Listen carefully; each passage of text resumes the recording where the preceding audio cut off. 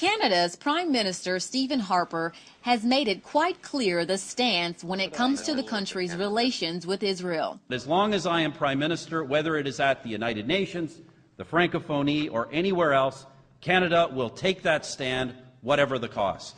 Which has some saying that, at least diplomatically, Canada has become the most pro-Israel country in the world. In fact, critics say it's hard to find any country friendlier to Israel than Canada, which has prompted backlash. After assuming power, Harper made Canada the first country to cut assistance to the Palestinian Authority. Several events continued, but criticism perhaps escalated back in 2010. It's when Israel began barring North Americans with Palestinian-sounding names entry through Ben Gurion Airport. While Americans objected, Canada did not. Consequently, many Palestinian Canadian businessmen were affected by the policy.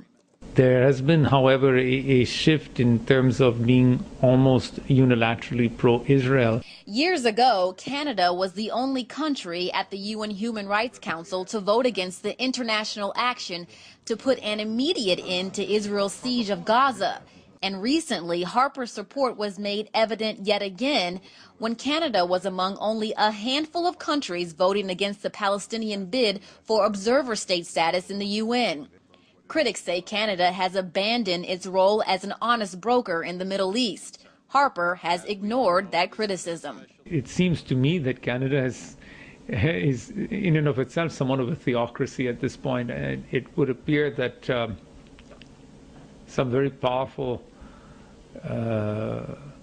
evangelical clerics have untrammeled access to Prime Minister Harper, and as a general rule, the evangelical churches are very, very pro-Israel. Some refer to extensive Canadian Jewish community and its pressure on the government as one of the reasons behind the close tie.